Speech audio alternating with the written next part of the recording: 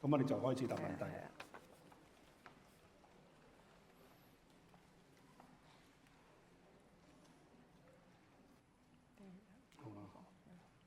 咁呢個問題咧就係話，丈夫咧講嘢好大聲啊，叫佢細聲啲咧，佢就話我已經好細聲啦，或者細聲你聽唔到喎。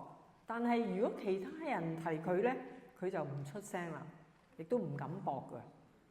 咁佢會停一停，照舊大聲。咁點樣先俾佢知道咧自己嘅問題？佢以前咧唔係咁大聲嘅，退休之後先係咁樣嘅。嗱，呢個又係一個訓練喎。你會點答咧？如果有人問你會點答啊？你可能話揾個好嘅時間同佢傾啊，咩係嘛？嗱，如果你明白我哋教你嘅嘢咧，永遠都係唔好睇對方嘅問題先。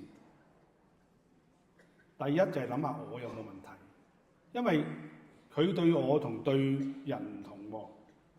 咁即係我係一個因素啦，係咪？所以第一你要答咧就係我有冇嘢令到佢講嘢咁大聲？你咪諗下咯，或者你問佢咯。其實你咁大聲咧，我又冇咩問題咧？你會咁樣對我？明白自己嘅問題先啊！好多例子都係咁噶。譬如好似我哋最近去一個教會，個丈夫就問啦，個女咧唔講嘢，點樣解決佢啊？我哋成日都諗仔女嘅問題點解決，老公嘅問題點解決？我哋永遠好少諗咧我嘅問題係乜。咁我哋即刻講啦，其實你兩公婆傾唔傾偈嘅？哦，原來唔傾偈嘅，唔講嘢嘅。你唔講嘢，個女咪唔講嘢咯。嗱，所以咧，我哋要明白自己嘅真相先，嗰個係永遠係第一步。嗱，呢個係需要反思，需要了解自己，需要認罪。個原因就係咁啦。所以呢個係好 typical。多謝呢個問題。同埋仲要都要了解點解佢退休之後先咁咧，所以呢個都值得深思嘅。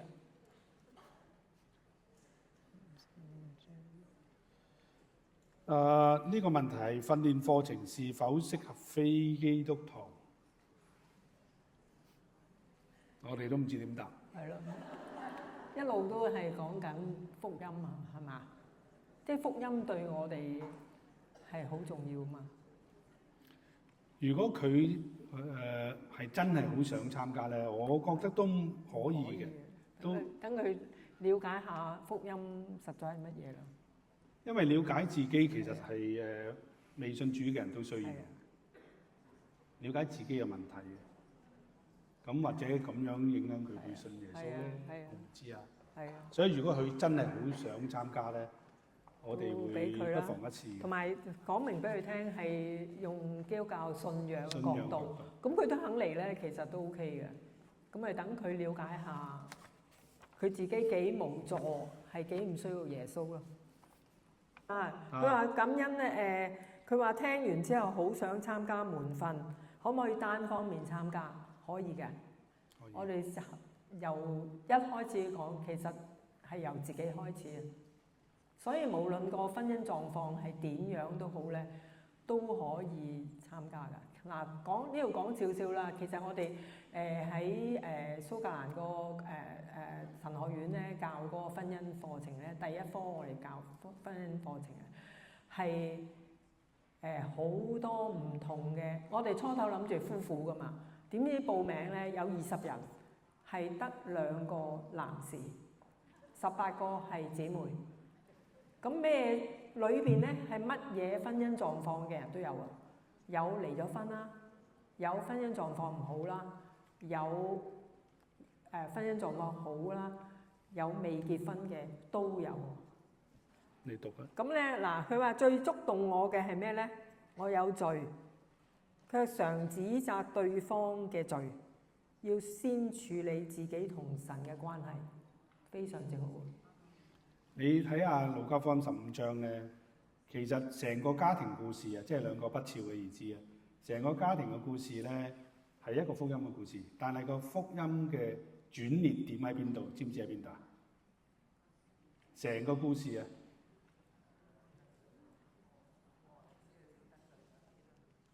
就係個細仔係啦，佢講冇晒啲得錢，罪啱啊！你講得啱啊！佢明白我得罪咗天，又得罪咗你，成個家庭嗰個轉變咧，就係因為佢開始。咁所以咧，當我哋發現自己有問題咧，自己有罪咧，就係成個夫婦關係嘅開始嘅轉化開始，非常好啊！非常好啊！呢位姊妹寫呢個察覺好緊要啊！夫婦之間咧彼此冇咗愛啊，點樣可以再燃點呢？冇勇氣再面對丈夫對自己嘅冷漠。你要明咧，愛係從神嚟嘅，所以如果你唔能夠從神嗰度支取愛咧，其實你係好難去愛嘅，你冇可能添。就算我哋夫婦關係好好，我哋冇神咧，我哋嘅愛都係遲早玩完嘅。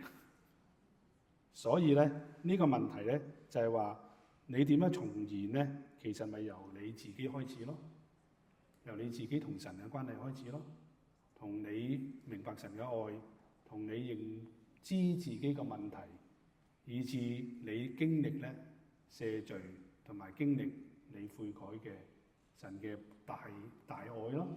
即係嗰個係一個好開心、好滿足嘅過程。就係當我發現我係咁衰啦，我無法自救啊！但係耶穌都愛喎，耶穌都接納我喎。嗰一刻咧，嗰種對神嗰種經歷嗰種愛咧，其實係會帶俾我哋好大嘅力量咧，去繼續向前嘅。咁你會融化你丈夫嘅有機會，如果你呢一個改變。所以呢個簡單嘅答案就係咁啦。同埋仲有就係可能喺個過程裏邊咧，你會繼續經歷咧被佢傷害啊。因為你第一步你要向神打開自己嘅心，向佢打開你自己嘅心。你諗下係一個冒險嚟嘅，因為你打開自己嘅心對你丈夫，佢就會插你嘅喎。咁所以你預咗會受傷害。不過我哋要去神嗰度，就係神會愛我哋以至我哋有呢個勇氣可以走出呢一步啦。嗱，呢個問題相當好嘅，可否講多一些關於咧保護層已經好穩固啦，應如何逐步打破咧？嗱，呢個講個理論俾你聽㗎咋，你要經歷咧，其實唔係咁易嘅。個理論而事實上係發生到嘅就係，你首先要打開個保護，其實係對神。人同人嘅關係嘅保護咧，其實係同你同神之間嗰個保護層開始建立咗有關。所以當我哋了解自己咧，其實你首先咧就要打開你對自己嘅保護層。你要意識我自己其實點樣保護緊自己，所以我唔敢去睇我自己，冇打開個心俾去睇下自己係點。呢個係第一步咧，打開保護層係打開對自己嘅保護層。第二先至打開咧對神嗰個保護層，其實係點嘅。第三咧先至打開咧對人嗰個保護層。嗱，個理論就係咁簡單講完啦。但係你要經歷呢樣嘢係一個長嘅時間嘅教導、訓練、反思、習作，你先會體會嘅。係咯。